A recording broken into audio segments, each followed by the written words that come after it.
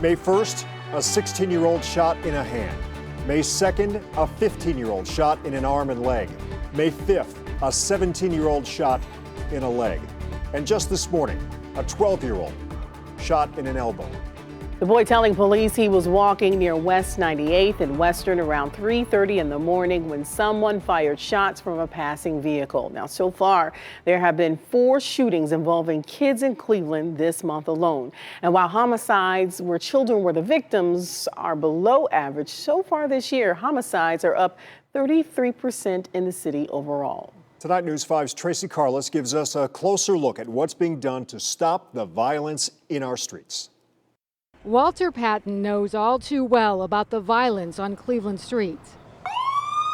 Patton served time in prison on weapons and drug charges, but since getting out 9 years ago, he's taking steps to stop it, starting with the children. What was your painting about? He started a nonprofit called Art Not Violence in an attempt to keep kids off the streets and out of gangs. I think it's a generational problem where the fathers probably was in the same gang, the uncles, the brothers, so what they see in their community is what they're going to do. Violent crime is up in cities across the country, including Cleveland. Since the beginning of this year, police reports show there have been at least 14 shootings in the city involving children under 18.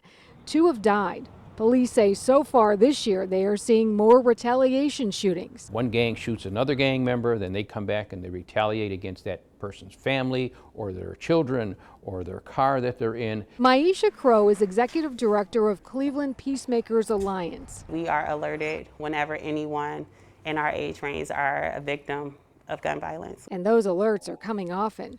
Her team sees violence up close and says there is more of it, partly because of the pandemic. I do think that there's a group of people that would not have been shooters, victims, or perpetrators if social recreation wasn't removed, if trusted adults wasn't removed, if the pandemic did not happen. Patton agrees the pandemic added to an already violent situation. He was born, raised, and still lives in the Central District neighborhood. He says it's important to young people that a role model be present where they are. Some of them come knock on my door, ring the doorbell. I come outside, if they see me on social media, because I'm very active on social media.